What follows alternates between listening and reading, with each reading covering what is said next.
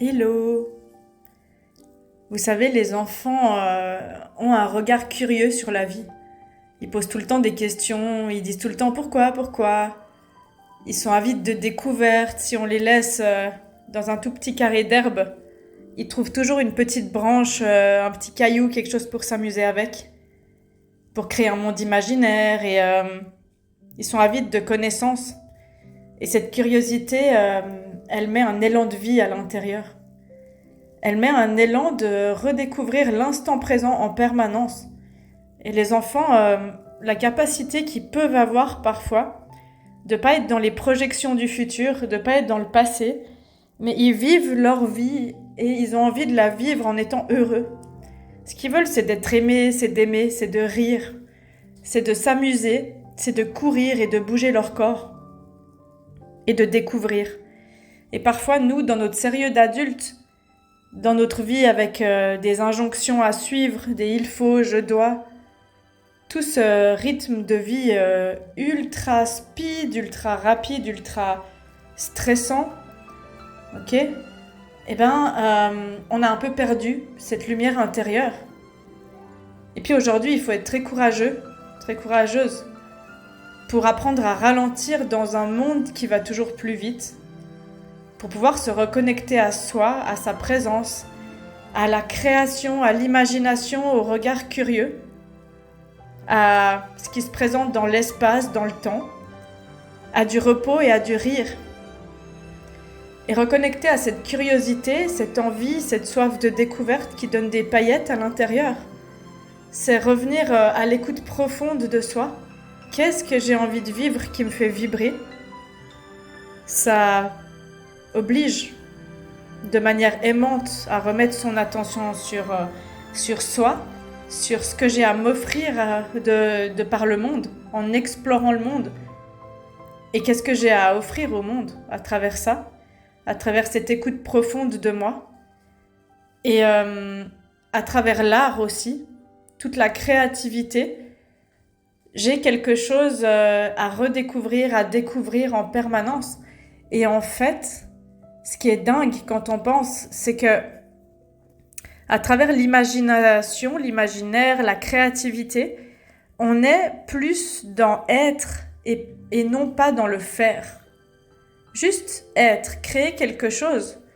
Au-delà de la perfection, par exemple, si je suis en train de peindre ou créer un morceau de musique, ou un objet ou une poterie, si je le fais par recherche de perfection, je vais jamais être content ou contente du résultat. Je vais toujours... et ça sera jamais fini.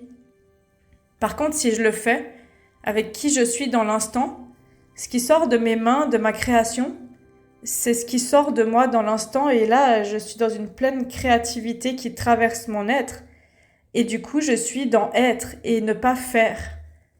Et à travers la création, à travers cette source, cette ressource inépuisable à l'intérieur de soi, on peut apprendre à être, à se reposer, à créer et à découvrir ce qui va sortir de soi.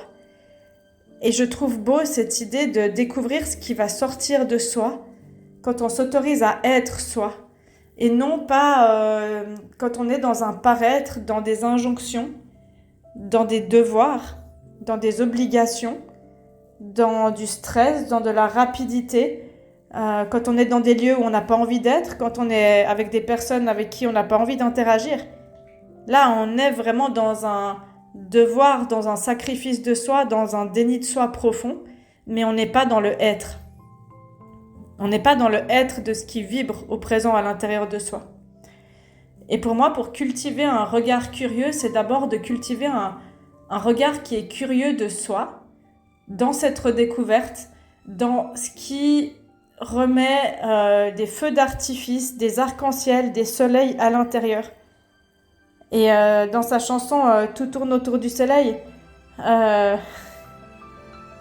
Kenny Arcana dit « Le soleil est en toi et tout tourne autour du soleil. Soyez votre propre soleil et osez être curieux ou curieuse de ce qui illumine votre soleil et votre flamme intérieure puissante. Qu'est-ce qui la ravive et d'être aussi curieux de ce qui l'éteint pour pouvoir choisir ce qui l'allume. Et puis pour cultiver un regard curieux, On peut aussi s'entraîner tous les jours à redécouvrir, par exemple, les endroits qu'on connaît, la même rue dans laquelle vous passez tous les jours pour aller au travail. Vous pouvez ralentir et vous pouvez vous amuser à observer des détails que vous n'auriez pas repérés jusqu'alors. Comme regarder votre environnement avec un nouveau regard. Et si c'est la première fois que je voyais cette rue? Vous pouvez vous amuser à regarder avec un regard curieux la caissière auprès de laquelle vous faites vos courses toutes les semaines. Vous pouvez vous amuser à regarder d'un regard curieux les personnes autour de vous comme si vous souhaitiez les redécouvrir. Pendant quelques fois, vous vous dites à chaque fois, avant de voir un ami, une amie, un collègue, une collègue, vous vous dites « Je vais redécouvrir cette personne. J'ouvre un cœur et un regard curieux. Qui es-tu? Qui es-tu aujourd'hui? Qui tu es? Que ressens-tu aujourd'hui? Qu'est-ce que tu proposes aujourd'hui? Qu'est-ce que tu vas dire aujourd'hui ?» Et en fait, cette curiosité, elle nous offre de l'espace. Tout simplement, elle nous offre un temps de repos, un temps de répit. Et elle nous offre de mettre de l'espace en soi. Et quand on met de l'espace, on met du nettoyage. Et une fois que l'espace il est créé, on le remplit avec ce qu'on veut. On le remplit avec ce qui est là. Et cultiver la curiosité, pour moi, c'est une grande richesse. C'est une grande richesse. Et ça nous sort des préconçus, des croyances. Ça nous sort des schémas en boucle où on se dit de toute façon ça va se passer comme ça, de toute façon cette personne elle est comme ci ou comme ça. Et ça nous permet de laisser les autres évoluer, de se laisser soi évoluer et d'être surpris par la vie. Plutôt que d'avoir peur de la vie ou d'être blasé de la vie, par exemple. Ça nous autorise en fait, ça nous donne la possibilité d'être complètement surpris, étonné de la vie. Et la surprise, elle fait partie des émotions de base, des 7 émotions de base, et elle n'est pas négative. La surprise, c'est pas forcément lié à la peur. La surprise, elle active aussi le système nerveux, mais elle fait que les choses ne sont pas plates, ne sont pas linéaires, elle met du mouvement, elle met de la vie. Et on dit que le mouvement, c'est la vie. Et du coup, cultiver la curiosité, ça nous permet de s'émerveiller à nouveau. Parce que je prends en considération plein de petites choses que j'avais plus l'habitude d'observer, j'avais plus l'habitude de considérer, je passais à côté. Et là, tout d'un coup, d'être curieux ou curieuse, je mets le focus sur des choses que d'habitude je regarde plus ou que je n'observe plus ou que je ne remarque plus, que ce soit dans la relation amoureuse avec les amis. Et du coup, ça remet de l'émerveillement. Et moi, je vous invite pendant une semaine, un mois, à vous mettre un post-it sur le placard, sur le frigo le matin, sur le miroir, et à écrire « Et si j'étais curieux, curieuse aujourd'hui de tout ?»